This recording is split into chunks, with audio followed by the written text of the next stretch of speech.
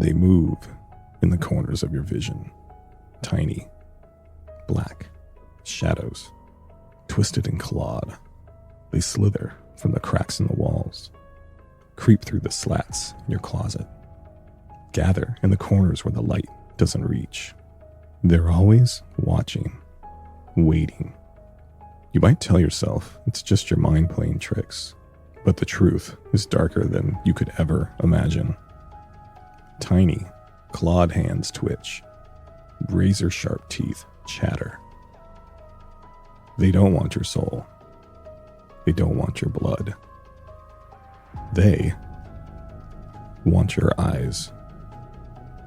You might feel them watching, crawling closer when you blink. You might hear their faint, raspy whisper as they gurgle your name from the darkest parts of your room. By the time you feel their cold, bony fingers prying your eyelids apart, it's already too late. Welcome to another episode of Project Black Garden, a Monsters and Myths podcast. Season 1, The Oleander Files, Episode 7, File number 333, Them Devils. As always, I'm your host, Michael, and if you don't believe me, you soon will. I dare you. Close your eyes. See what happens.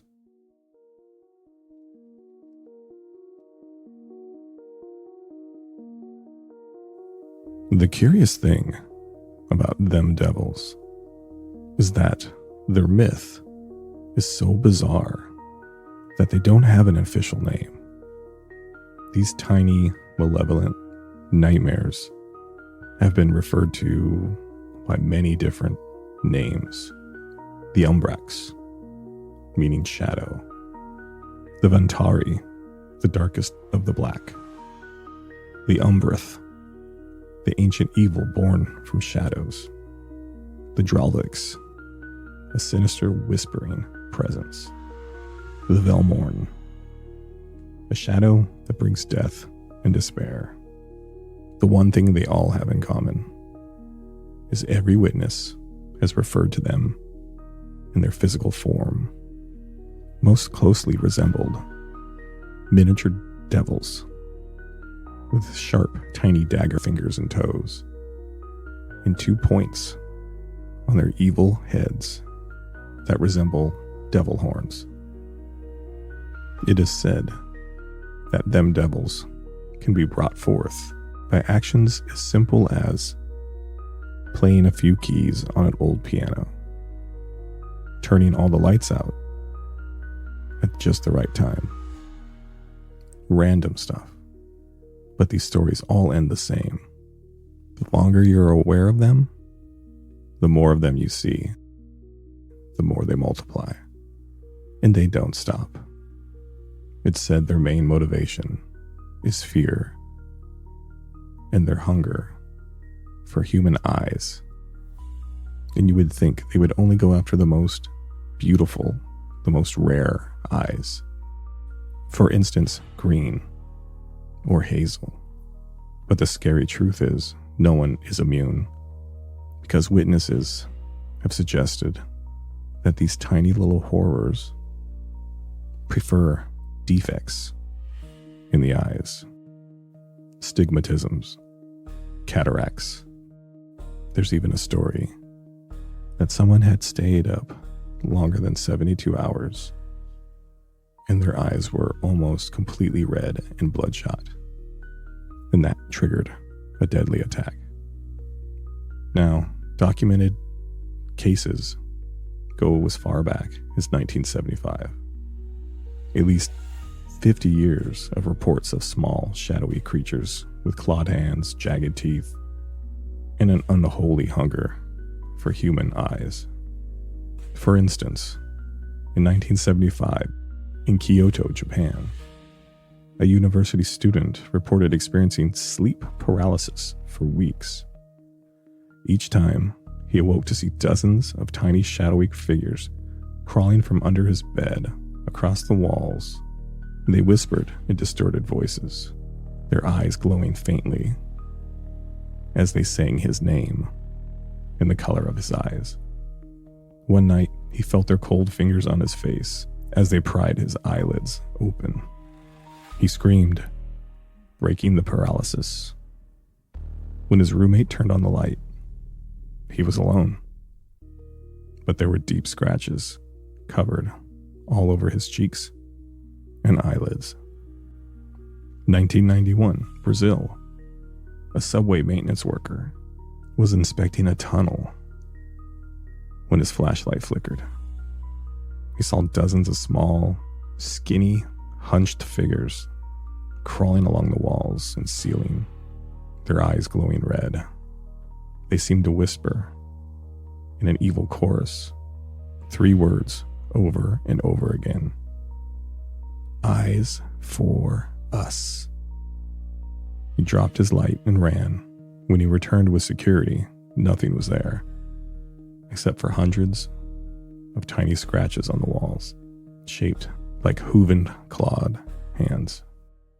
In a rural village, an entire family was found with their eyes missing, yet no blood was spilled. The local police dismissed it as a cult ritual, but the elder of the village claimed it was the work of shadow demons. He warned, these tiny devils steal vision and your soul.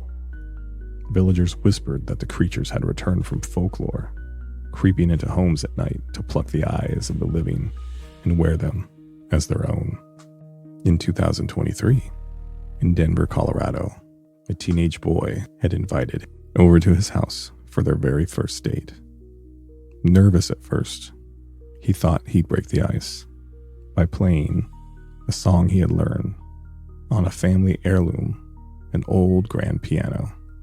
10 bars into the first song, he noticed shadows from the corners of his eyes, moving in ways that led him to believe it wasn't natural.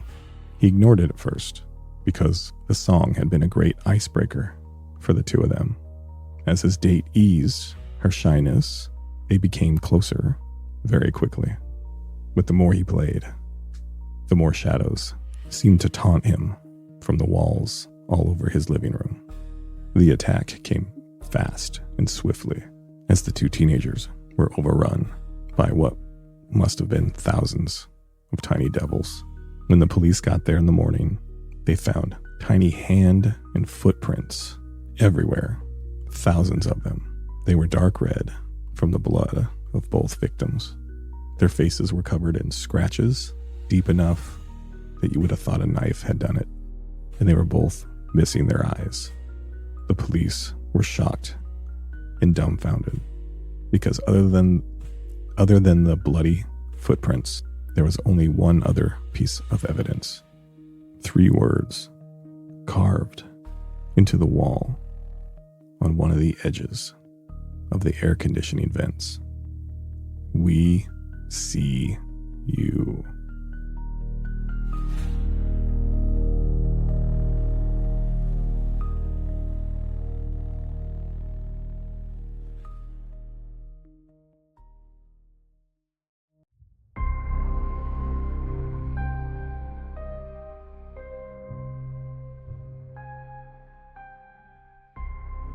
Now, I hesitated to include this episode in the podcast because there's not much history or evidence in my great uncle's journals about these creatures. He wrote of only one incident that he directly wasn't involved with. It was an incident my dad was a part of.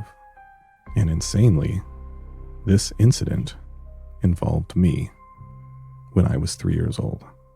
So what I'm about to tell you is the story my father told his uncle about one horrible night that I thought I had created a bad dream that apparently was more real than I ever knew. And this is what my father told his uncle about that horrible night. I was barely 3 years old, and my parents and I had just recently moved to a small northern town in Texas. Now, my parents didn't have very much money at this time, so they had to make do with what they had, which turned out to be not much, as we moved all our things into a small, square house. Now, it was 20 plus years older, but looked like it was vintage, at least 100 years. Now, these older houses used to be almost their own structure. You'd walk in, and it'd be an open room, probably a small living room. You could see the kitchen in the corner, and then a bathroom in one small master bedroom, and a door that led to the backyard. And that was pretty much it. Now, I remember moving in all our stuff, and I had this action figure. It was my favorite. It was a little robot. It was red and blue. He had yellow hands that if you pushed a button on his arm, would shoot off. Now, when I was a little kid, I thought those things shot 20 feet. In actuality, they probably only shot about 6 to 10 inches. But I loved it.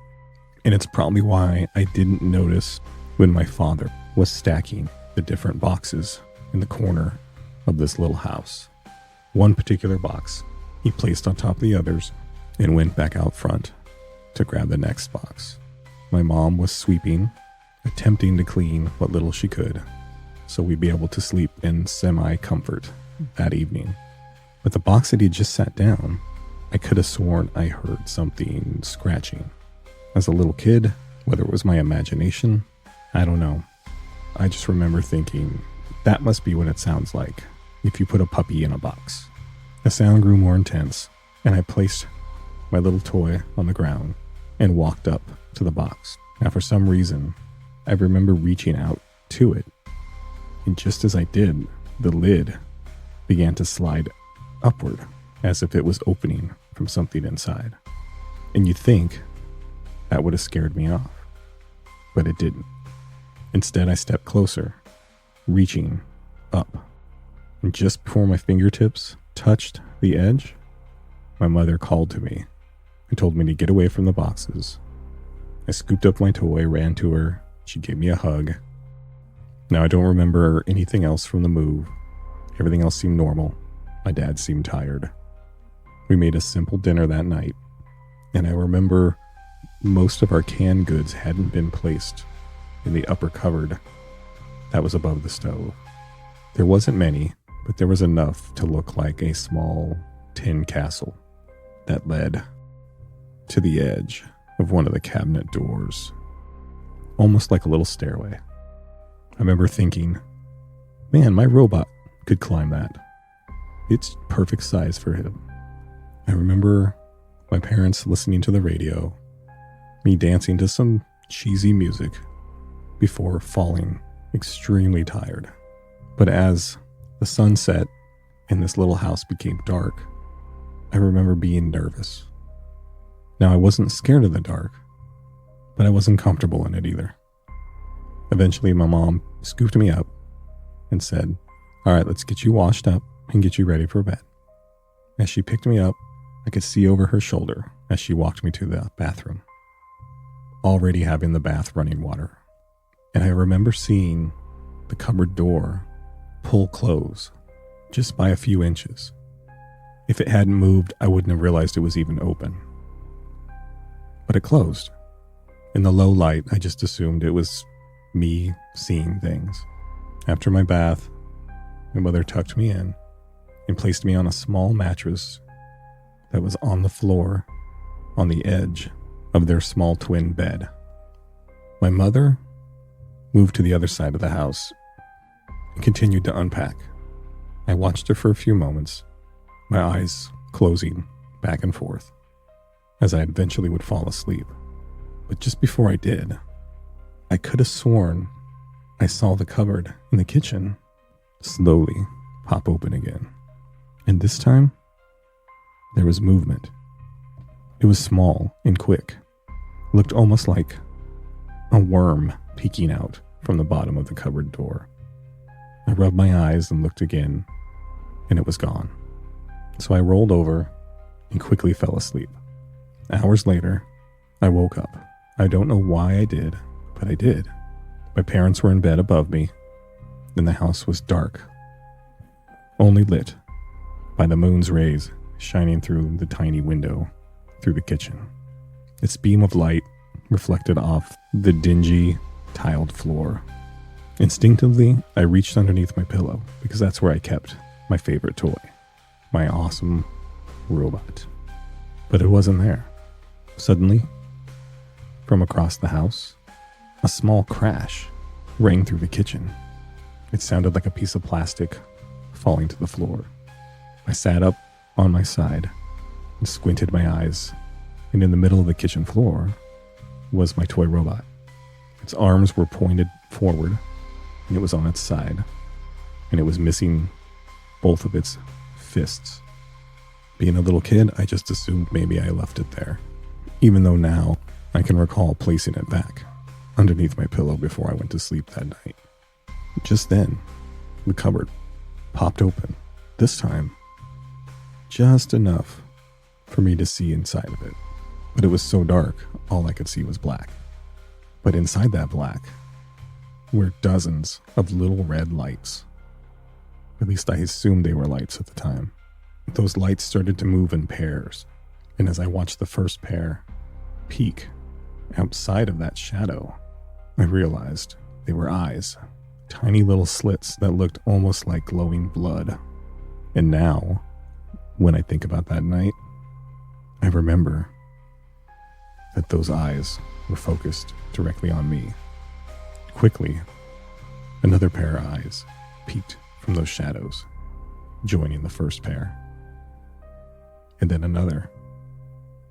And then finally, there were dozens of them. As I squinted harder in the dark to make out what I was seeing, the shape started to form around the first pair of eyes. I remember the shape not being any taller than my toy robot, maybe about 6 inches tall. It was all black and had a skinny torso with long, spindly legs and arms. The feet came to a pair of clawed toes. The hands looked like spiky knuckles with razor-sharp points for fingers.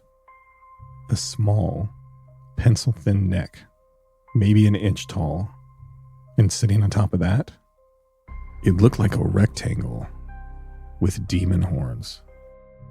I say now the best way to describe it is a guitar pick with 2 points on the ends, and centered in that were the 2 eyes. No other facial features. No nose, no mouth, just the eyes. But their shape told me that these were not nice eyes, that these were bad. And as the first little creature dangled from the cupboard with its spindly arms before falling onto the first can that was stacked on the counter, its little clawed feet making tiny little tappy noises, it looked right at me. Feeling the first wave of real fear, I pulled my little blanket over my head, covering my face, and I waited. What felt like an hour was probably only like 5 or 6 seconds. But when I pulled the blanket back down, the creature was still there in the same spot and hadn't moved. It took another step to the next can below it, finding its footing quickly. Its arm pointed directly at me, and its little head twitched and nodded. I pulled my blanket back up, but this time just enough for me to still peek over the top of it. I tried to call my mom, but nothing came out of my mouth. Suddenly, another one of the creatures jumped down to the can, and then another, and before you knew it, they were all spilling out. Like that old child's toy game, a barrel of monkeys. Some of them spun, some of them bounced, but as more and more poured out, they overflowed the counter, spilling into the sink. Their tiny claws clicking, scratching. I think about that sound now as I'm older, and it's the same sound you would hear if you were trying to wash or rinse your silverware. I rubbed up my eyes and sat up in bed, hoping that I was just dreaming. But when I opened back up, the first little creature was already in the middle of the floor, standing over my toy robot. Though I felt anger, I was frozen in fear. Behind this little creature, all his little evil colleagues seemed to jump and pounce and rain down from that cupboard and the counters, hitting the floors like little black droplets of licorice rain. I looked over at my parents and they were dead asleep. I started to shake the bed, pulling at my father's foot. Nothing. He didn't wake up. I tried to call out Dad, but nothing came out. From the kitchen came a long, lingering hiss. It sounded wet, almost like a cat in heat, but it had an echo to it. The sound has stayed with me all these years. For the longest time, I thought I made this up, this situation, these creatures. But I could never make up that sound, and I've never heard that sound ever since. Now my little fists found their way around my pillow as if I could use that as some kind of weapon. And the first tiny devil grabbed at my toy robot, placed it on its feet, pointed at me again, and with a flick of its sharp little claw, removed the robot's head and violently tossed it toward my mattress on the floor. It skipped across the floor, coming to a rest right in front of me. I picked it up, tightly holding it in a fist as I began to shake. And from the kitchen came 3 words. I see you. The devil said it again, this time accompanied by a couple of the other devils behind it. As they said it, all their eyes locked onto me. And then again, a chorus of it rang out. It echoed through the house, terrifying me. Immediately, I threw my blanket over my head again, one last ditch effort to protect myself. And that's when I heard them, all of them, running towards me, their little clawed feet clicking along the tile. It almost sounded like a hornet's nest or a beehive, and it got louder and louder until I couldn't take it anymore. And just when I was about to scream, the first one jumped on my blanket, and then the next, followed by the next. Their little claws digging into my blanket. I could hear it tear through the fabric, each one of them mumbling, I see you. You, I see. I tried to smack them off the blanket, but it was too late. Their little claws had dug in.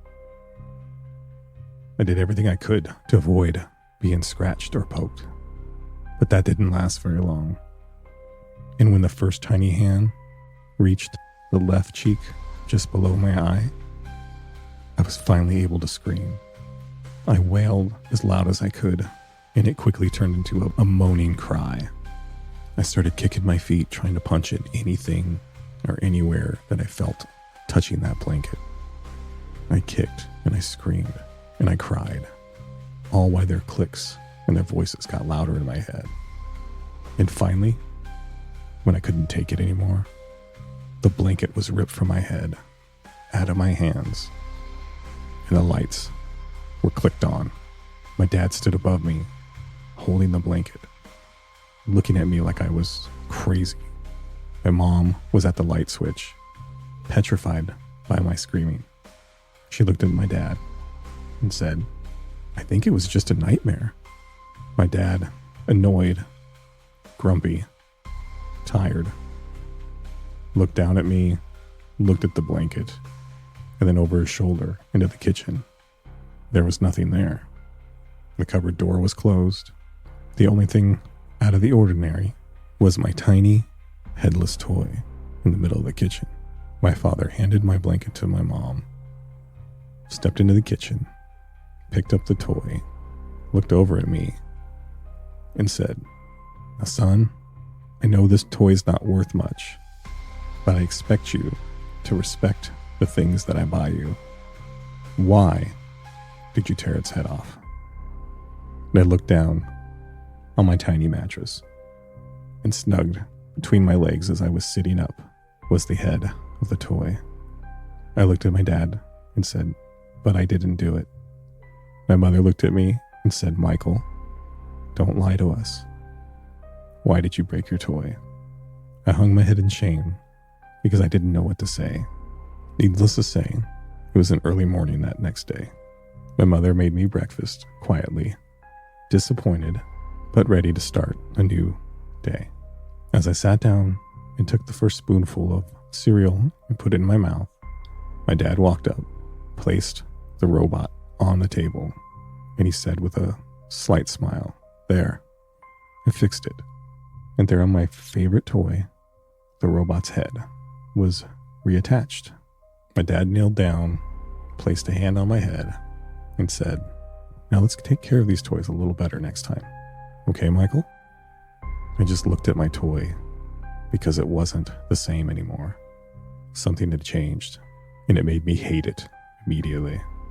But before I could respond to my father, he stood up, and with a half a laugh, he said, "And why did you scratch the eyes out of that thing? Weird." He grabbed his keys and left for the morning. I pushed the little toy away from me, turning it so I couldn't see its face, and ran outside and played until I couldn't remember what happened that night. Now, I vaguely remember playing with that toy once or twice after that, but it quickly became a relic and was either given away or thrown away. I'd have to ask my parents about that. And over the years, I really did think I imagined that. But one day, when I was about 25, my mom had packed up a box of some of my old belongings, the stuff that she liked to keep, first report cards, the first tooth I lost, my first pair of shoes, you know, all the classics. And in this box was that toy, and it had been wrapped in my old blanket that I'd used that night. And as I took a close look, the eyes of the robot really did look like I had taken a knife to him, or a small razor. But that wasn't the weirdest thing. The weirdest thing is that blanket, the one I used as my shield that night. It was tattered and ripped, almost like the top layer had been shredded, like someone took a dozen sharp forks to it. That was the first time I realized that maybe, just maybe, it wasn't my imagination. And when I read this entry in my great uncle's journal, and it was compared to the other stories that he had found and studied, I couldn't believe it. They were real. Those fucking devils were real. I guess I was lucky, because some of the other stories, people didn't fare too well. But I'm still not real comfortable at night in the kitchen with all the lights out. And now that I'm an adult, my cupboards are see-through. Now I'm curious, have any of my listeners, or anyone you know, have you seen them devils? And are you lucky, like I was, and I survived?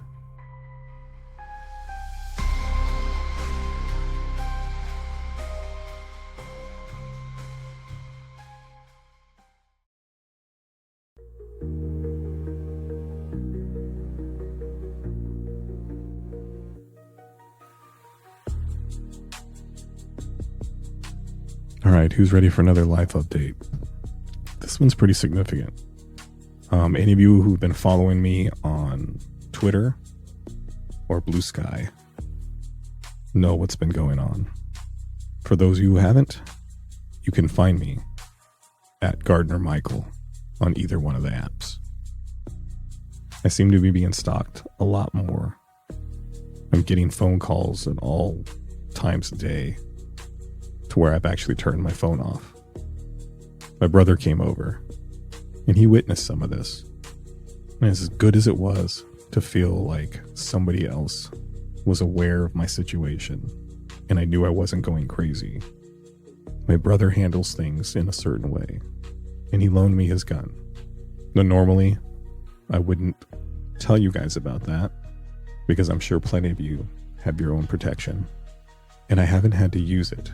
At least not yet. And I'm not sure if it makes me feel safe or more scared to have it with me.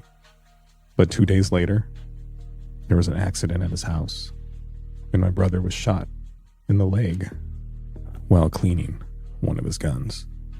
Now, if you know my brother, that doesn't happen. He's thorough and precise, but I thought that was a little more than coincidence. I've been scared to touch the handgun that he left me since. He's okay, embarrassed and confused by the incident, but he's good. Me, on the other hand, my nerves are shot. I'm not getting enough sleep. I'm making sure I find enough time to record each one of these episodes, but it is really taking a toll on me. So, stick with me, fellow gardeners, and I'll keep sharing with you these unbelievable files and their stories. I hope to see you guys next time when we tackle the history and stories of the mermaid. I'm Michael, and this is Project Black Garden, a Monsters and Myths podcast, Season 1, The Oleander Files. Remember, monsters are very real, even if you're young at heart.